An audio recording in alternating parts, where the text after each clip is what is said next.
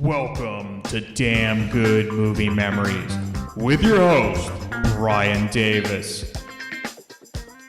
This podcast is the cure for your long commute and super boring workday.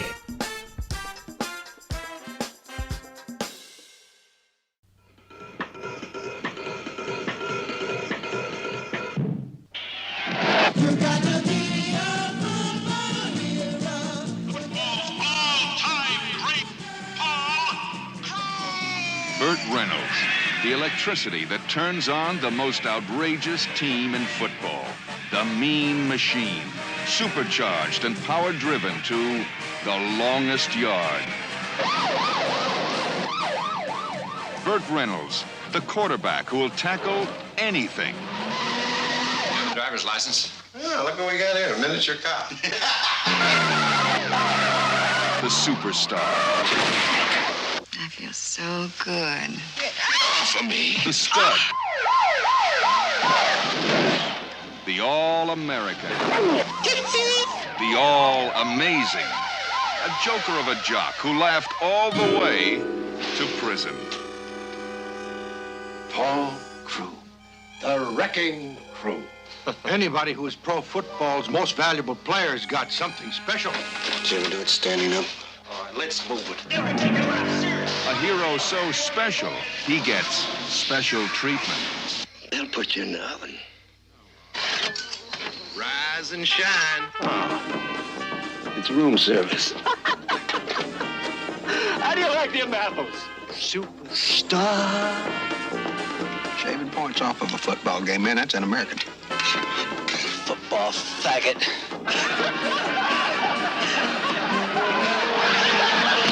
I'm gonna get you 24 hours in a hot box, boy. I quit.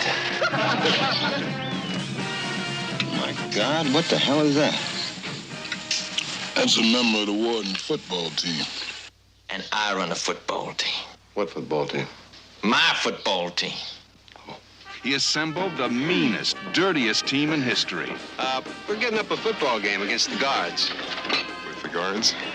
Yeah, I want to play. I'm gonna play football. And taught them how to be meaner. The one thing that you're gonna have to remember is to protect your quarterback. Me. And dirtier. I think he broke his neck. I told you I broke his Before this game is over, I want every prisoner in this institution to know what I mean by power. And who controls it. The prison guards against the prisoners they guarded. The game that broke all the rules, all the records, all the bones. The most incredible ever played. On the field and off. You're going to lose the game. And I want a 21-point spread.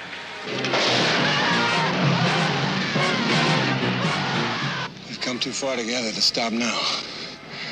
Let's do it.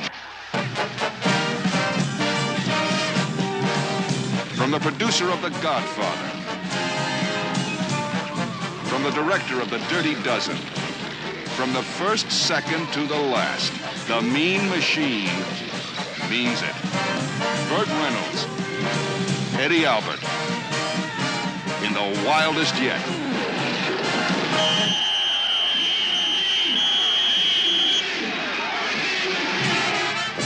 The longest yard.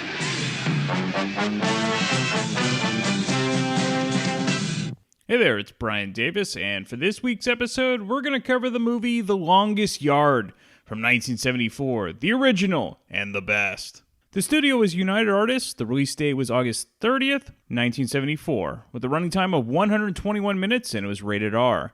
The budget, $3 million, and the box office took in $43 million, making it the 9th-ranked movie of 1974. Rotten Tomatoes gives it 79% fresh from 34 reviews. Their critics' consensus is equal parts tough and funny and led by a perfectly cast Burt Reynolds. The Longest Yard has an interesting political subtext and an excellent climax, even if it takes too long to get there. I totally disagree about that. Now, I remember when my dad rented this for me when I was about 8 or 9 years old. He was telling me this was the best football movie ever, especially at the time. And I was a huge football fan. I loved the San Francisco 49ers, and especially my hero, Joe Montana. So any sort of football movie was exciting to me. Speaking of Joe Montana, as I'm recording this in 2022, there's a terrific documentary, a 6-part documentary on the Peacock Network about Joe Montana. So even if you're not a San Francisco 49er fan, you would still really enjoy this as a football fan and just all the history and hearing about his story, and arguably the greatest quarterback of all time. Now, the great part about The Longest Yard is the number of ex-NFL stars that appear in the movie. Most notably, Hall of Famer Ray Nitschke, who was on the Packers, and Joe Kapp, who was on the Vikings. And even Burt Reynolds was a fine athlete. He played college football for Florida State. Let's get into the main cast. Speaking of Burt Reynolds, he plays Paul Crewe.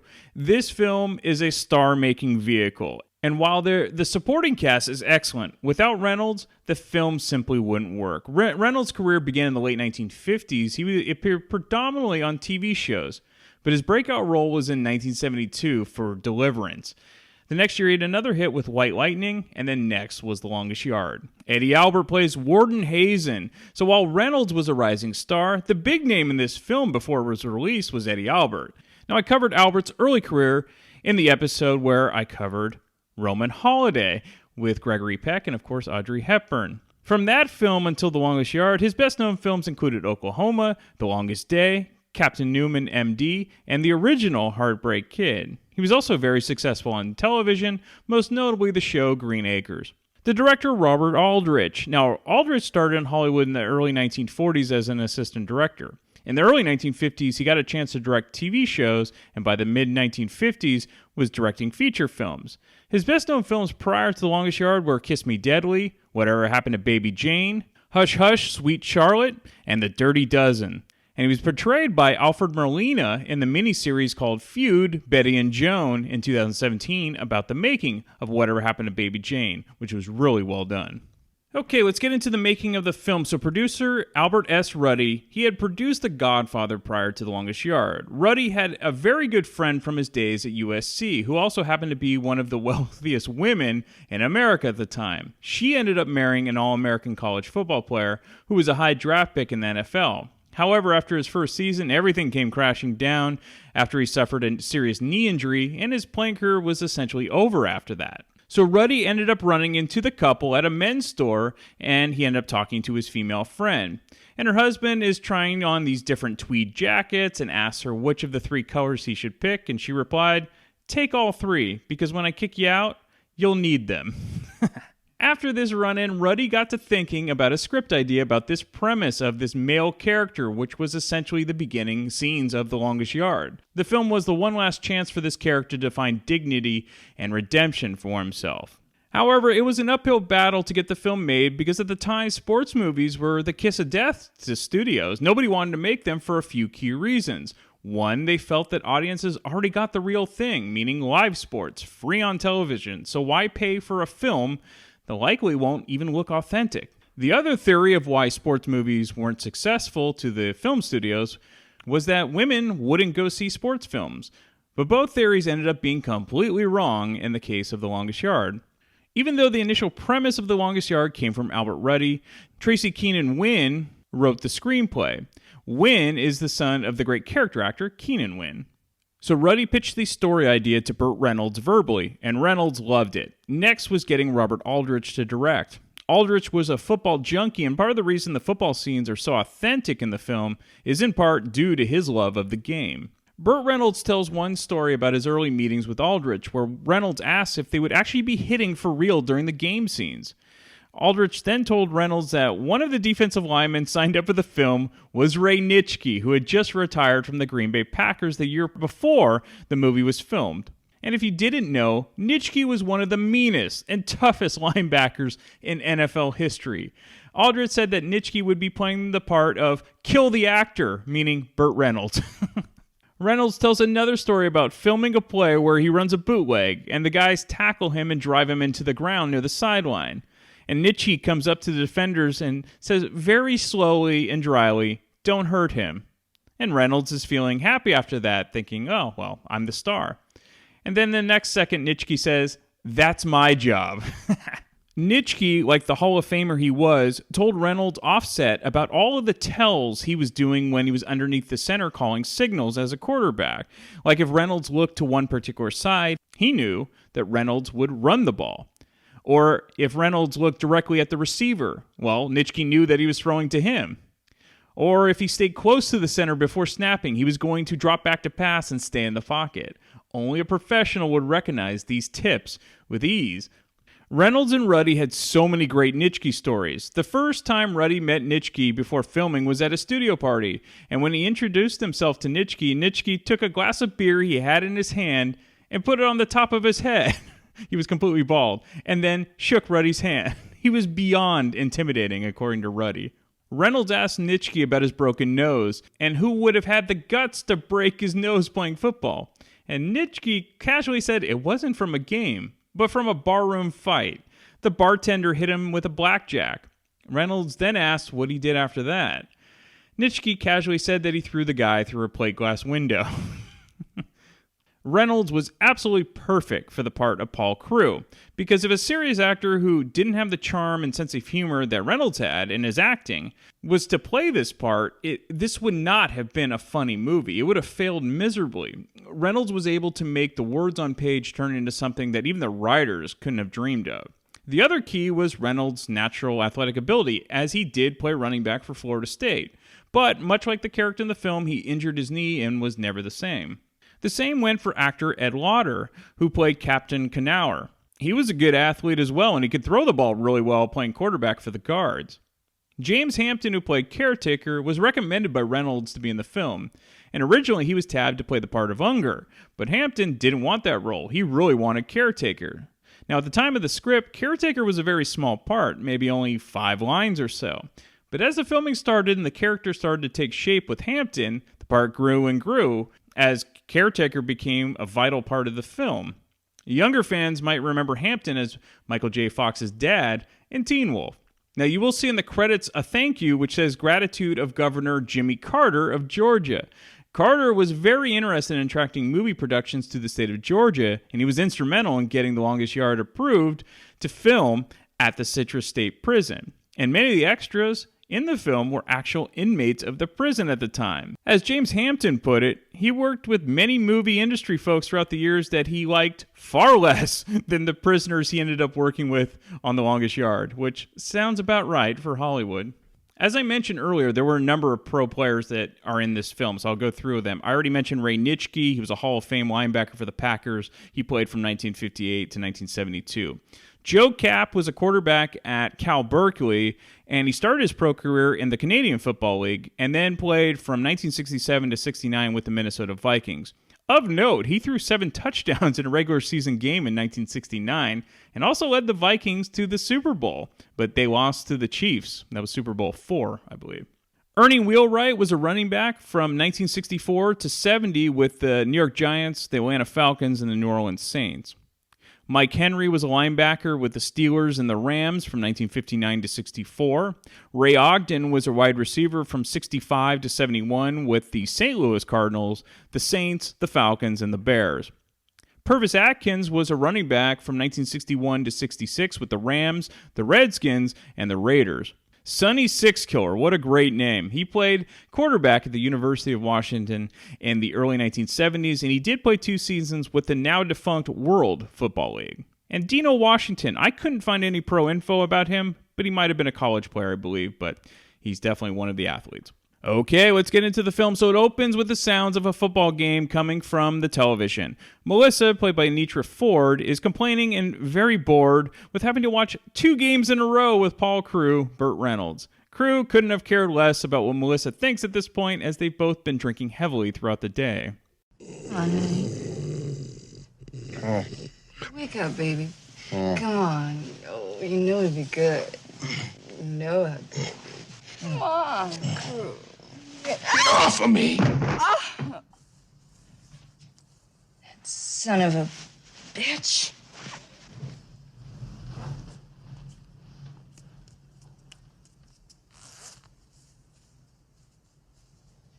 So where the hell do you think you're going? Splitting. Splitting. Mm-hmm. You split when I tell you to split, you all-American son of a bitch. Lovely, lovely. And when you walk out, stay out. You're too expensive to be useless.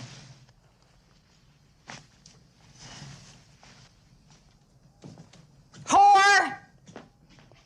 That's exactly what you are, a whore. I never looked at it that way before. Everybody's bought you. Colleges, the pros, you're gamblers. Who do you think bought those beautiful little caps on your teeth and the clothes that you're wearing and the bloody tan that you've got? Me! Have I ever neglected to thank you, Melissa? You has-been. Where are your If keys? I took everything back Where are that I your ever keys? gave you, you'd stay away from my keys. You'd be bare-ass naked. Where are Stay your out of my goddamn face. keys? Don't you touch my keys. Ow! I think the love has gone out of our relationship. Bastard. Don't you take my Maserati. I earned it.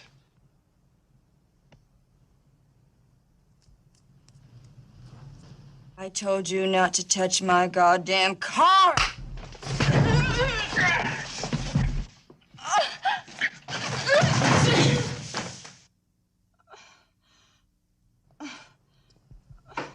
Well, that didn't go well, and Crew decides to take the car anyway. Melissa calls the police saying that her car has been stolen, and Crew ends up in a high-speed chase with Lynyrd Skynyrd's Saturday Night Special playing in the car stereo, which actually is pretty cool if you think about it, since that song was brand new at the time when this film was released.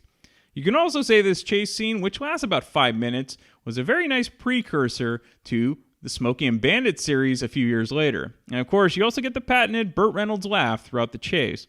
Reynolds absolutely loved that car, a specific model of Maserati that was made only that year, and he ended up buying one and gave it to Dinah Shore as a present. So Crew does evade the police initially, and then dumps the Maserati into the river.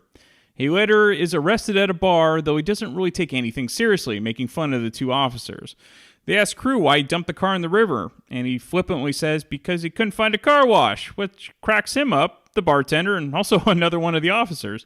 Well, the party quickly ends for Crew when he resists arrest and punches one of the officers. Instead of having only a car theft and drunk driving on his rap sheet, they added resisting arrest and assaulting an officer as well. Crew gets 18 months at Citrus State Prison in Georgia. Now, speaking of the beginning scene, Reynolds was very apprehensive about the scene where he grabs Anitra Ford and throws her to the ground. He felt the audience would never forgive him. However, Aldrich assured him that his natural charm as an actor would pull the audience back on his side. And Aldrich was absolutely correct. Plus, it wasn't like the female character was completely innocent, as she did bite him, throw a bottle of liquor at his head, and also slapped him before he then reacted. By the way, the actual car was indeed dumped in the river and later sold as the Burt Reynolds car for $7,000. Once he enters prison, one of the guards named Rasmussen, played by Mike Henry, who was the ex-linebacker, he takes great delight in shaving off Burt Reynolds' famous mustache, which he had been given $10,000 a few years earlier for a television promotion. Also, Reynolds says it was actually physically a painful experience getting his mustache shaved off by an electric razor. It was not a fun experience for him. Next, Crew meets Captain Knauer, played by Ed Lauter, who believes he runs the prison. He is also the head coach of the prison's semi-pro football team and warns Crew not to agree to help coach the team if the warden asks him to. Knauer hits Crew hard in the stomach a few times with his baton to make himself clear. Crew then meets the warden, Eddie Albert, who gives this puffed-up speech about the great morals from playing football. He then asks Crew what he thinks about semi-pro football, to which Crew simply replies that it's a joke. The warden then takes this as an opening to admit that the team could use a coach that was an ex-pro who was also a league MVP, which Crew was. Crew, of course, turns down the warden's offer just like he was told by Knauer. This isn't taken well by the warden, who puts Crew on swamp duty. So while Crew waits in the other room outside of the warden's office, he decides to hit on the secretary, Miss Toot, played by Bernadette Peters. Miss Toot has a giant beehive hairdo, to which Crew jokingly asks if she's ever found any spiders in there. Bernadette Peters was mainly known for her stage acting at this point in her career. Unfortunately, Reynolds was friends with her and got her the part as Miss Toot, which was a small but memorable part, as we will find out later. In the meantime, Knauer gets a loud verbal thrashing from the warden saying that if the team doesn't win the championship that season, Knauer is fired. And also, he better get Crew to be part of the coaching staff. Knauer then decides to beat on Crew some more. So swamp duty entails shoveling the thick mud out and then shoveling it back in. It's completely useless work, but that's the point. It's to break the spirit of the inmates. Also, this is the Deep South, and the black inmates are segregated from the white inmates. The guards, as a taunt, call Crew Superstar and decide to punish him by chaining him up with a black inmate named Granville, who goes by the nickname of Granny, played by Harry Caesar. In addition to being berated by the guards, the other inmates don't think much of Crew since he had it all and threw it away, including actually throwing a game due to his gambling problem. Felons have a weird sense of honor. Just ask Caretaker, James Hampton. Real friendly types you got around here. Might be your own fault. Oh, really? Most of these old boys don't have nothing. Never had nothing to start with. But you had it all. Then you let your teammates down, got yourself caught with your hand in the cookie jar. I did I? Oh, I ain't saying you did or you didn't. All I'm saying is you could have robbed banks, sold dope, or stole your grandmother's pension checks, and none of us would have minded. Shaving points off of a football game, man, that's un-American. We also meet a few of the guards, who aren't your normal prison guards. As a matter of fact, they're all ex-football players in real life. We already met Rasmussen, and then there's Bogansky, Ray Nitschke, and the walking boss, Joe Cap. The swamp scene is an interesting one and definitely entertaining. One prisoner is constantly doing various exercises in front of Crew to show him up, like doing one-arm push-ups and headstands. He doesn't think highly of the superstar. We also meet Pop, John Stedman, and there's a great scene with him and Crew, and we get a bit of foreshadowing. Crew mentions that Pop must have been up for parole after 34 years, and Pop casually tells him that he would have been, except he had punched out a guard 30 years prior. And that guard became Warden Hazen, and because of that, Pop will live out his days in the swamp. The next day, the show-off guy decides to put swamp mud into Crew's boot. This leads to a hilarious and drawn-out scene where they go back and forth putting the mud into each other's boots, with the payoff being when Crew takes a handful of the muck and shoves it down the guy's pants. This leads to an all-out brawl in the swamp. It's such a great scene because it's old-time slapstick. It's like Laurel and Hardy.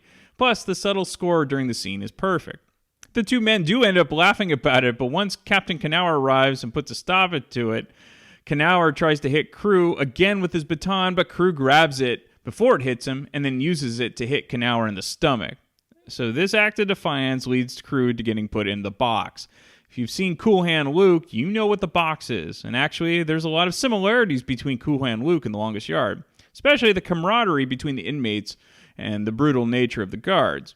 Once Crew is released from the box, he has a meeting with the warden while watching the football team practice. The warden says they must win the first game, but he's not sure they're ready. And then Crew casually mentions that the team could have a tune-up exhibition game against a team not as good as theirs. This way, it will give the team some live game work and also boost the morale by kicking the crap out of the other team. Then the warden drops the bomb. Crew must put together a team of prisoners for this game against the guards. Crew declines, saying he just wants to finish his 18 months. The warden reminds him that the 18 months is simply to be up for parole. Crew's actual sentence is 2 to 5 years. And considering Crew assaulted Knauer, Crew likely wouldn't be paroled. Crew has 4 weeks to get the team organized and ready for the game. And not only does Crew have to organize, he also has to play and be quarterback of the team. Beating an ex-pro ball player would be the ultimate morale boost for his team in the warden's mind. Also, Crew will get early parole for his compliance, according to the warden. Some of the inmates are eager for the chance to potentially hurt one of the guards in the game. Caretaker also uses another tack, saying if the inmates that play do get hurt, they'll be in the hospital, which is like a vacation for them. However, most of the guys aren't interested in playing, and the black prisoners all refuse to play since they know about Crew throwing a game in the past. Crew meets prisoner Nate Scarborough, played by Michael Conrad, who becomes the head coach of the team due to his past experience as a pro offensive lineman, and he scouted the guards' team for the past seasons. The team recruiting is one of the many hilarious scenes in the film, like Crew going over the prison records of some of the guys they want to get on the team. The rap sheet includes guys that have strangled 2 wives with pantyhose, triple murder, including body dismemberment, and hacked mother with meat cleaver. Crew is especially interested in obtaining the medical records of the guards, specifically if they've had any past broken bones, which is a bit of gamesmanship or lack of. Then the in-person recruitment begins. I'd like to play some football. Football? Yeah, would you like that? You mean we really can hit the guards? Bet you'd like that, wouldn't you, Sonny?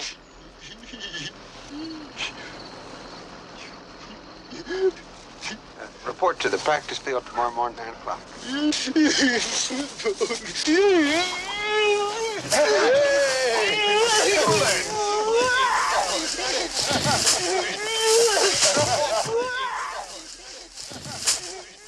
What's his name? Indian. That makes sense. Now, don't do any ethnic jokes.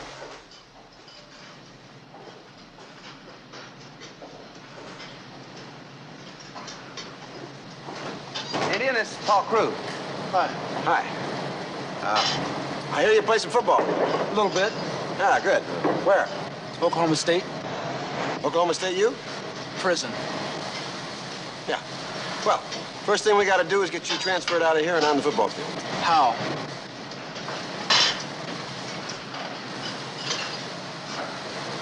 Well, we'll work on it.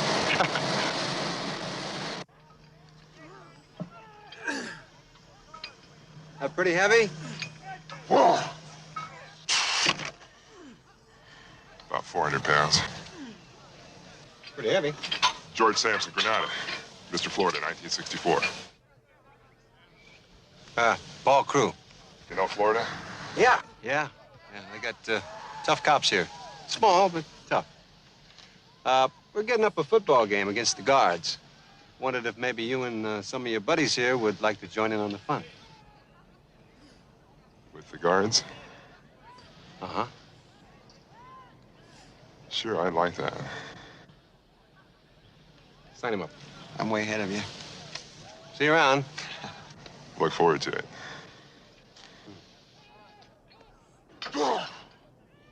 Sampson, huh?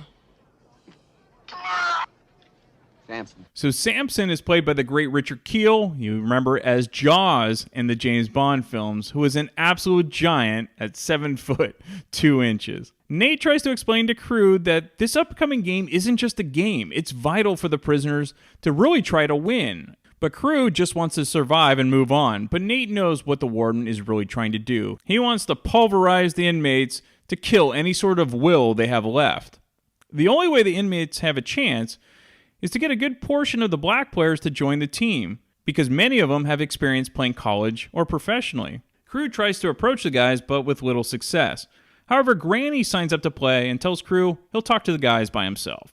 The first practice for the inmates is a comedy of errors, like Samson completely dismembering the tackling dummy, to the offensive and defensive lineman drills, which becomes hitting each other literally, and it becomes an all-out brawl.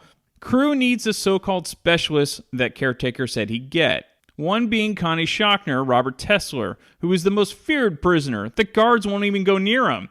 He killed 5 people, which landed him in the joint, and he's killed 2 more since he's been in prison. And by the way, Tesler in real life was a martial arts expert. You did not want to mess around with this guy, no matter what.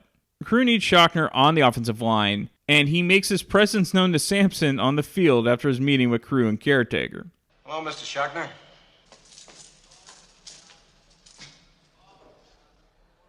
You know how to play football? Yeah. Good. Would you like to play football with us inmates? No.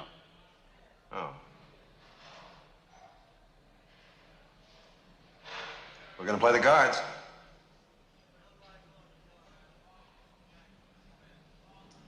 Yeah, I want to play.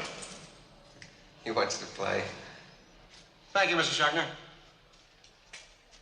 Now remember, nobody hits the quarterback. Blue! 28. Sit. Hut.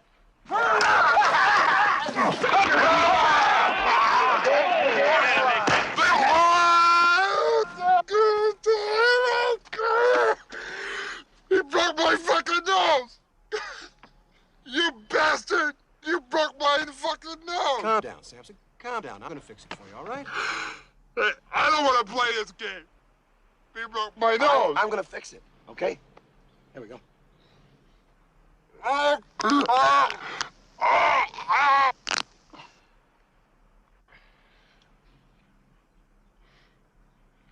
does it look? Oh, it looks 100% better, doesn't it? 100%? Oh, yeah. It does? Yeah.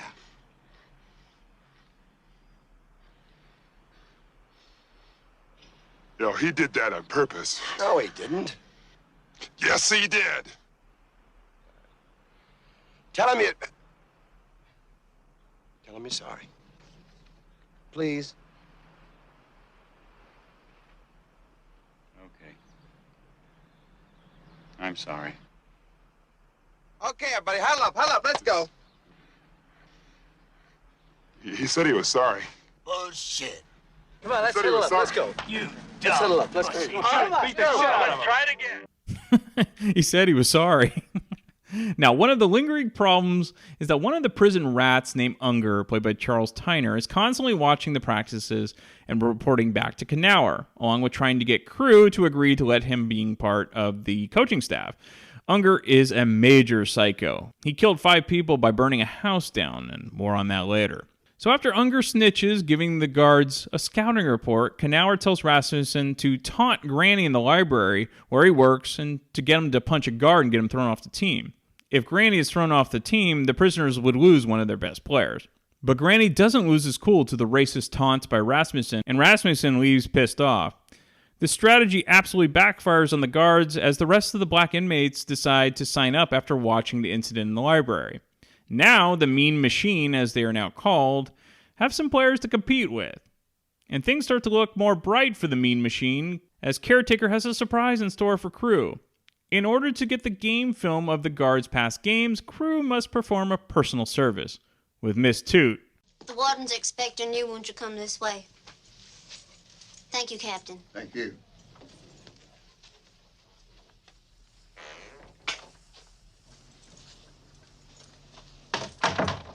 I'm glad you're not in the swamp anymore. That can ruin a man. Sure can. We don't have a great deal of time. We have 15 minutes. Oh, The game films. thank you. That's terrific. Like I said, we only have 15 minutes. Oh. Oh. Oh.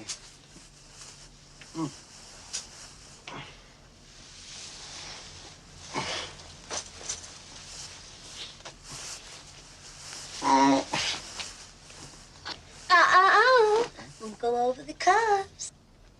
Oh.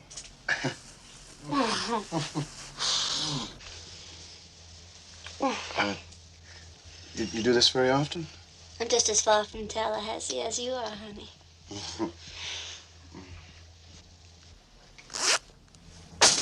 Short but sweet, the same can be said for the number of scenes with the great Bernadette Peters. With the film now obtained, it's time for some game preparation and strategy. Schagner! Schagner! Yeah. You hit him high like that, he's gonna break your back. Breaks your back. Gonna break the superstar's back. Don't worry about him. I'll get that son of a bitch with an MP. Ready, set. Ready, set.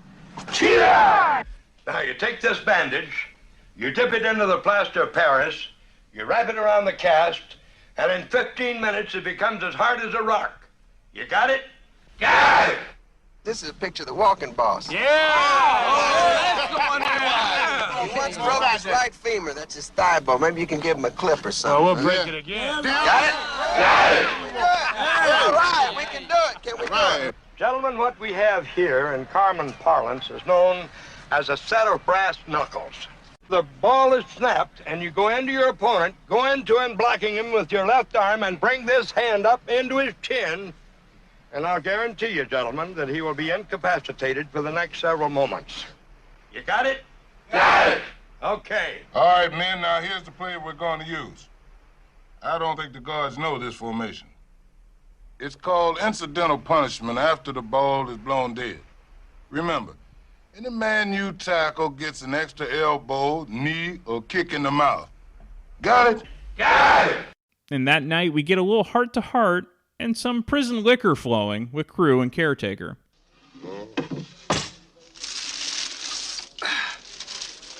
I am, without a doubt, the finest maker of Raisin Jack in the entire joint. I'm gonna call this batch old Caretaker. You always keep it in there? Well, that seems like a logical place.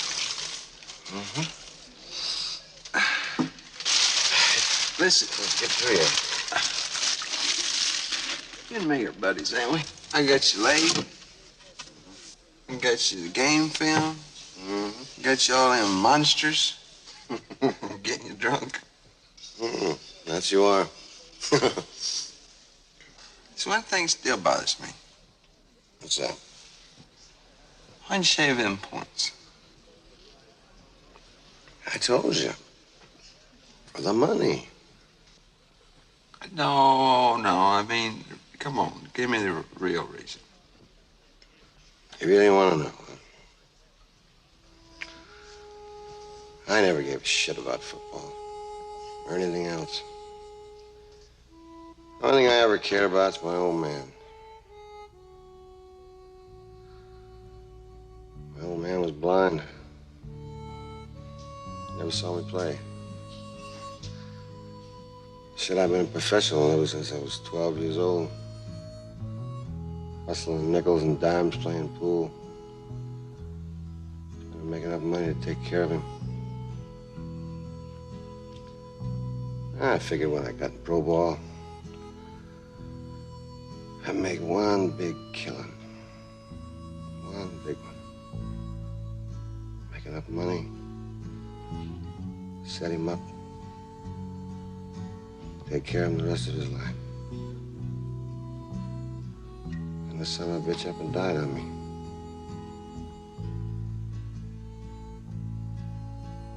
You buy that? Well, that's good, because that's bullshit, too.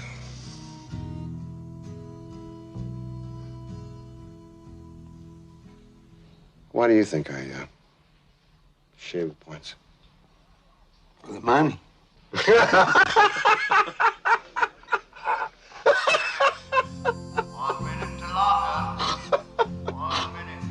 You know what my problem's been all my life? No, what? I've always had my shit together. Always. My problem's been that I couldn't lift it. I gotta go home. Huh. Oh, you're gonna be a party pooper. It's okay. Some pro quarterbacks streak all night long. I know. Good night. Good night, Paul. Here, don't you want to take one with you?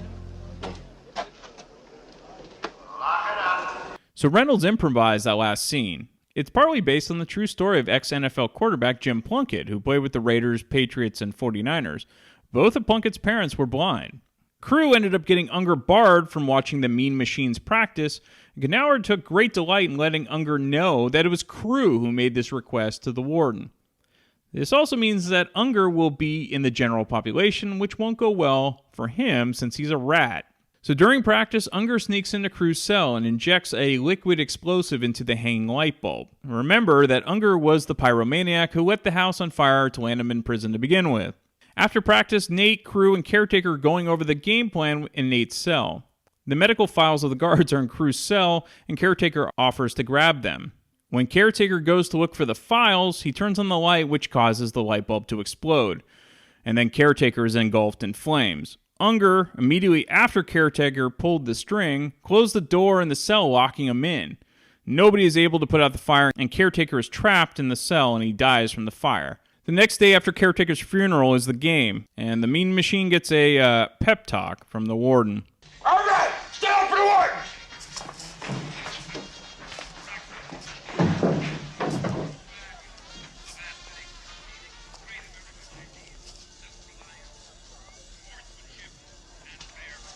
just so you'll know, we've posted armed guards all along the wall and around the running track there at the public end of the field. So, if any of you are thinking of mingling with the civilians and wandering off with the crowd at the end of the game, we will shoot you.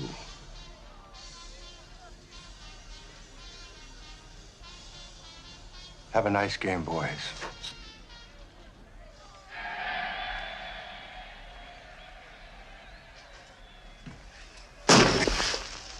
See you on the field, superstar. Undeterred, Crew has a surprise for the team from Caretaker. Brand new uniforms. And the looks on the faces of the guards and the warden when they realize that they had their own home jersey stolen by the inmates is priceless. Now, some of the modern audiences might notice that Burt Reynolds is wearing number 22 and playing quarterback. Today, almost all quarterbacks are between the numbers of 1 and 19. Usually running backs and defensive backs are in their 20s, though that has changed lately. However, in the early days of pro football, numbers didn't necessarily have the same sort of designations, and one of Burt Reynolds' football heroes growing up was the Detroit Lions quarterback Bobby Lane, who was number 22. Even though the Mean Machine is totally fired up to start the game, they give up a touchdown on the return of the opening kickoff. However, it's not a total loss as they block the extra point. However, the first play on offense for the Mean Machine doesn't go well, and Crew is sacked in the end zone for a safety. So now the guards are up 8-0. It's a good time to mention that the gameplay in this film is really well done, especially for an older film. And it's fun watching guys actually take hits, even late ones, unlike today's football where if you slightly touch the quarterback after he's thrown the ball, it's considered a roughing penalty. The NFL is now a joke, but I digress. So Burt Reynolds would tell the 5 camera operators each play before he ran them in order for the camera operators to know exactly where to shoot. And this helped the authenticity a great deal, along with the realistic tackles. The other brilliant part about the cinematography for the game scenes is there aren't a lot of jump cuts. They truly let the wide angles of the actual gameplay play out, just like you would see for an actual game. Today, there would be way too many cuts between scenes, making it jarring and unrealistic. So the Mean Machine does end up recovering a fumble on defense as the guards were driving for a touchdown. The second quarter starts with a bang for the Mean Machine as Crew completes a deep pass in the center of the field for a long touchdown. For the extra point, instead of kicking it, they fake it and Crew takes the snap and runs in for the extra point, and now it's 8-7 guards. By the way, if you watch that pass that Burt Reynolds throws, it's definitely him throwing a perfect pass which is in the air for at least 40 yards. Again, authenticity is why this film is terrific. Now that the Mean Machine is on the scoreboard, it's now time to start giving it to the guards. First, the shop steward, Pepper Martin, who plays defense for the Mean Machine, decides to give the walking boss, Joe Cap, a vicious forearm after the play ends, knocking him out. By the way, Pepper Martin, you might remember him for playing the guy who beats up Clark Kent in the roadside diner after he loses his powers in Superman 2. He was a professional wrestler in the 1950s.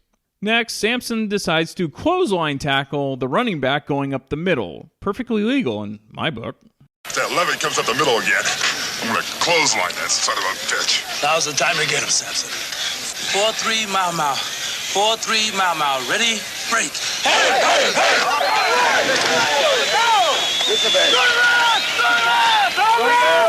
The receiver! Stay in! All those now ready.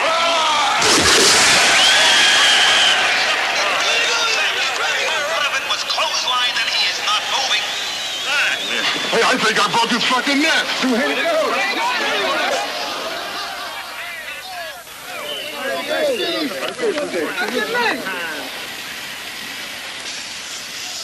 I think he broke his fucking neck.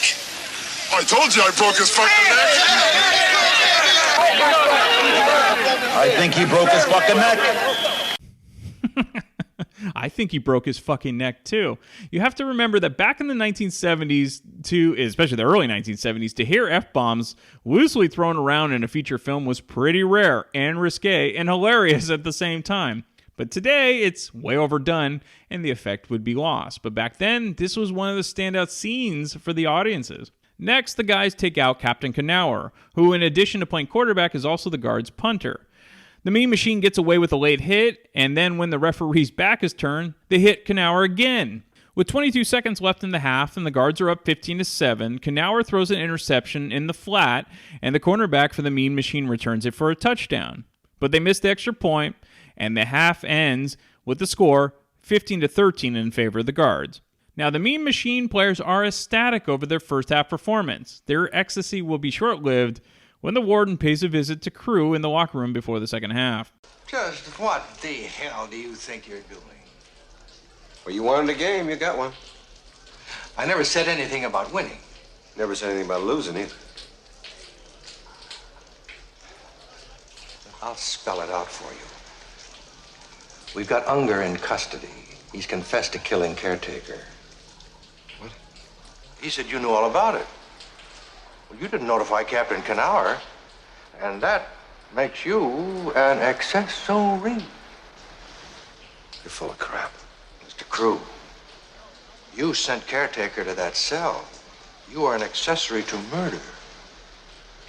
You could be looking at 20 years and counting. Bullshit! There's no way in the world you can make that stick in court. No? Mr. Crew, you could be in this institution until you are old and gray, or until you're dead. Whichever comes first, I can promise you that. You're gonna lose the game. And I want a 21-point spread. I can't do that! Of course you can. You've done it before.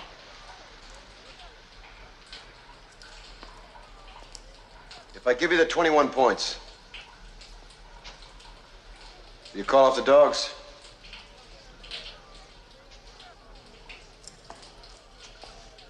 The dogs? If you got the game in the bag, you tell your guys to coast. I don't want any of my men hurt.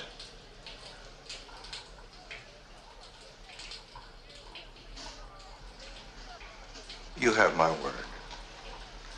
Once we get to 21 points. You know, there's only one thing I'm sorry about. What's that, Mr. Crew? You're not out there with us, knocking heads. I'm afraid I'm a little too old for that. No. You never had the guts to begin with. Eddie Albert is just perfectly vicious as the Warden. And as I always say, without a truly evil performance from the villain, the hero can't shine like they should, and Albert gives a brilliant performance. Okay, what happens in the second half? Will Crew throw the game like he did in the pros? Well, the final 30 minutes are thrilling and very well done, and the ending is absolutely perfect. Now, as much as I'm a fan of Adam Sandler and his films, his remake doesn't hold a candle to the original, and nobody was a bigger superstar in the 1970s than Burt Reynolds. Plus, he truly had the football chops he needed for the role. This is definitely my favorite football movie of all time. I will leave you, though, with one of the funniest and most memorable scenes in the second half, Bodansky getting drilled not once, but twice in the nuts. We're gonna let Bodansky come right through. Nobody touch that big mother. You got it? I want to try something. Now, if it works, everybody hit him. Right? Right! Split right.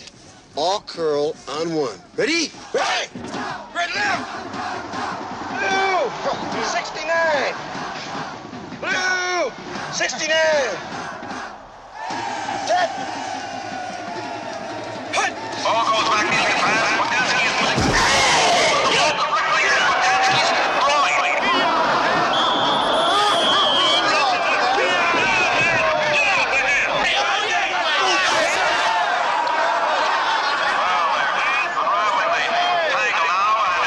Of 15 yards against the Mean Machine for unnecessary roughness, and that pass sure didn't look like it was an accident. Bogdansky is staggering, but he is up. He is up and on his feet. Okay, we got 15. Huddle up on the ball. Come on, let's huddle up. Huddle up.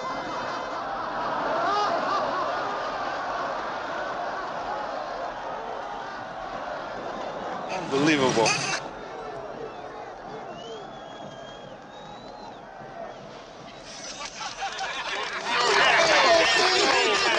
Hey, Bog, come on, get yourself out of here. Come on. I know what I'm doing. Worked once. Ought to work again, right? All right. One more time. On two. Ready? It's third and 32 for the Mean Machine. Hey. Four. Oh. Set. Ball goes back to Cody passes. Oh, hits Wadansky with the ball right in the nether region. Once again, Wadansky is the Mean Machine turn.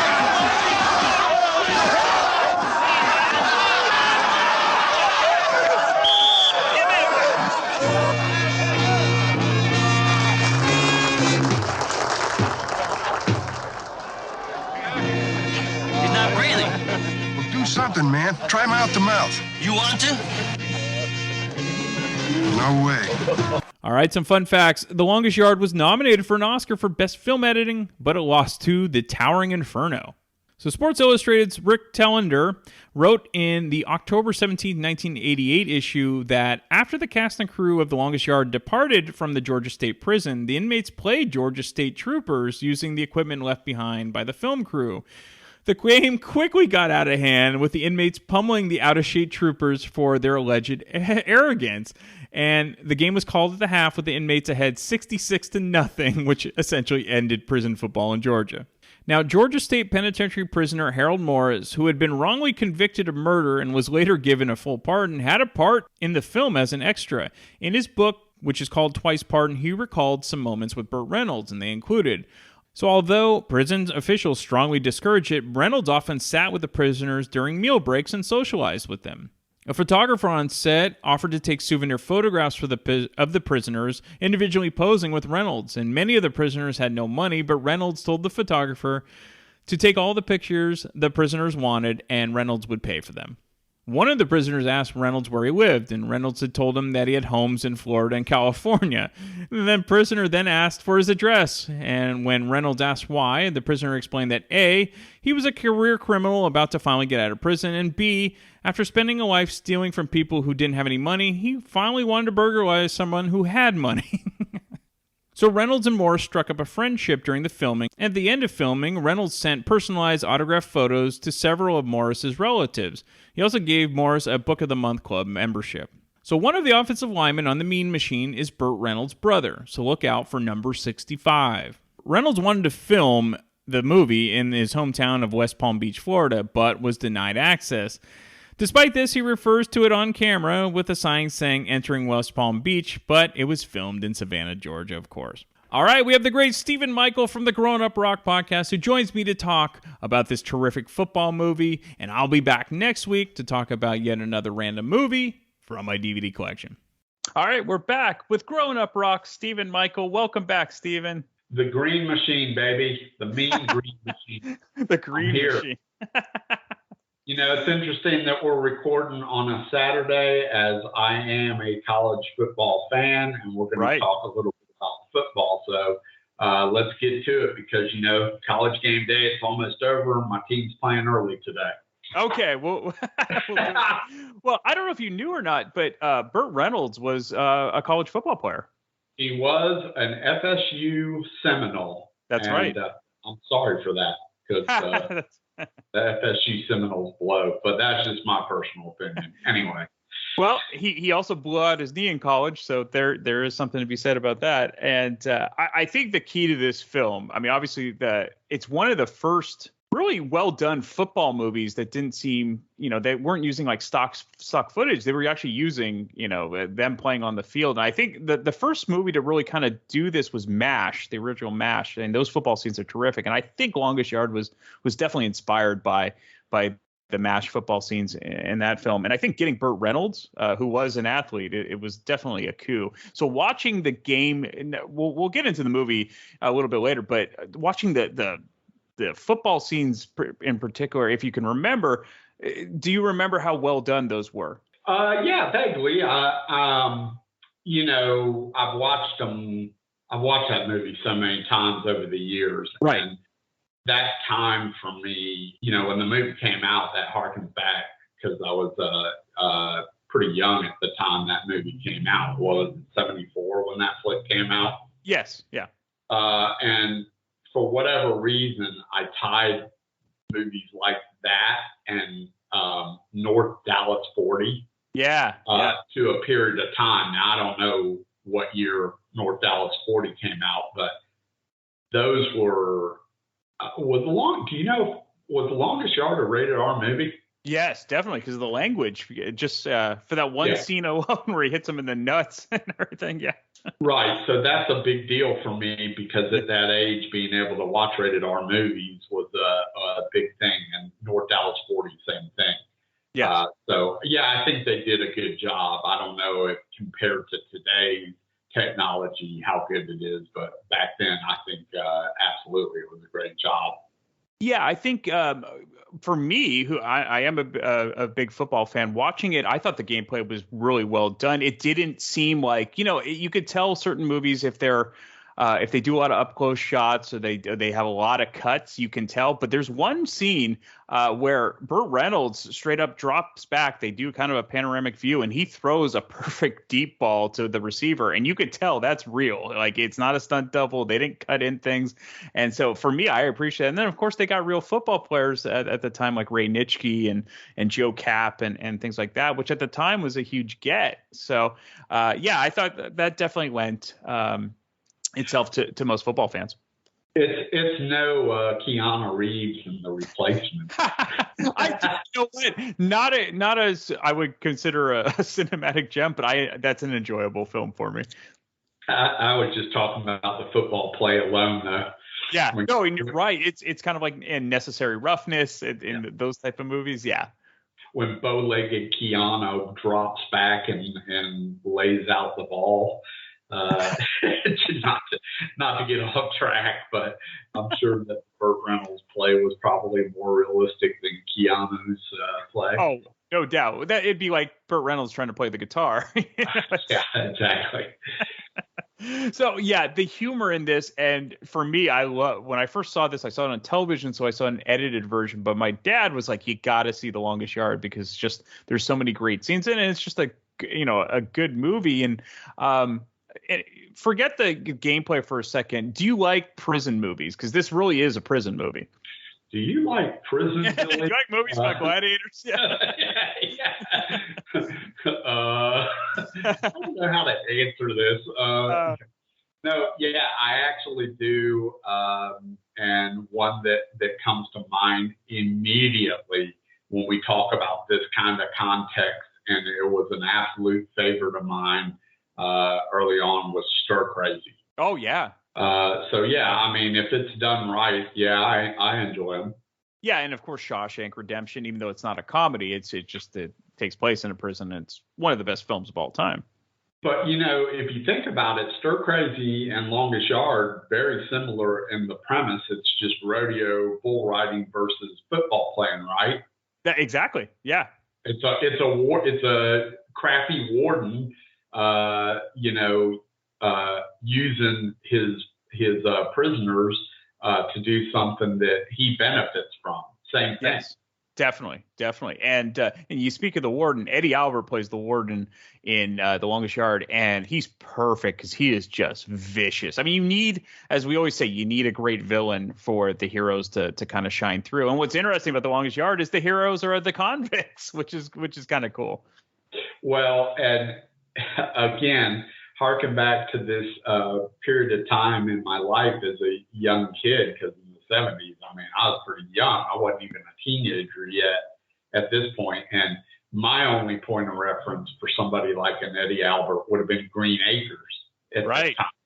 So, seeing Eddie Albert in a vicious role versus Green Acres is kind of like, Well, that just shows that, how he's a great actor, because later he was in Roman Holiday with Gregory Peck, where he plays his buddy, and he's just kind of happy-go-lucky, fun guy. And the first movie I saw him in was Longest Yard, so I always thought him as this vicious guy. So I got the reverse, Right. Yeah.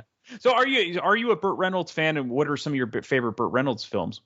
I'm a huge Burt Reynolds fan. I mean, growing up in the 70s, how are you not a Burt Reynolds fan with movies like I mean, the obvious, Smokey and the Bandit. I Yes. can't tell you how many times I went and saw the original Smokey and the Bandit in the theater and how that was a huge staple of my childhood.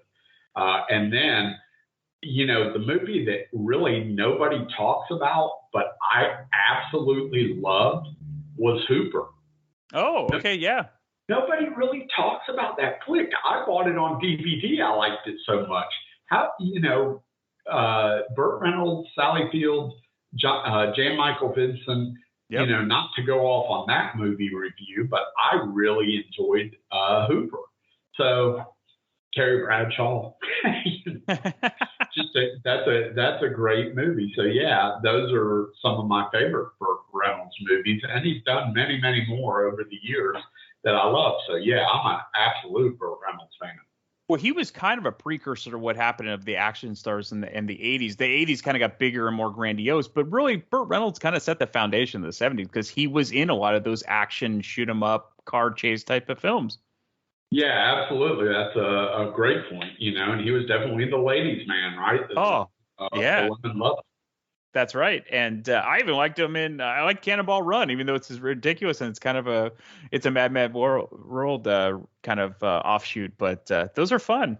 Don't Care is another staple of my childhood. Cannonball Run was. That's right. Absolutely. Yeah, so we'll get back into The Longest Yard. Anything you would like to point out about this? Oh, here's one thing. Did you ever see the remake with Adam Sandler? I did see the remake with Adam Sandler, and my recollection of that was that it was really pretty close to the best as far as the plot and everything. They didn't stray that far from what the original was, did they? No, not at all. And even Burt Reynolds actually ends up playing kind of the role of Nate Scarborough. So, yeah. Yeah. So, yeah, I mean, I thought it was okay. I still enjoy the original best, and I like seeing people like Ray Nitschke and Richard Kiel. Oh, yeah, Jaws. Who at the time, you know, wasn't Jaws and went on to become Jaws in the James Bond flicks. That's right. So just really good character actors there. And again, for me, being able to see a rated R movie at such a young age, that's always cool, right? You're always going to remember stuff like that. Well, and then you get Bernadette Peters, because really it's a female, lacking females in this film. And so to have Bernadette Peters in there for kind of a quick cameo as the secretary was really funny as well. Correct. Yeah. Yeah. Well, as always, thank you so much, Stephen. And go watch your team right now. God, I want to keep you away from that. Woohoo! After last weekend, I hope they do a lot better. But yeah, thanks, Brian, for having me once again. Appreciate it as always. Anytime. Come hang out and chill with Brian A. Davis and the Bad Beat. Wednesdays, 11 p.m. Eastern, right here on thatmetalstation.com.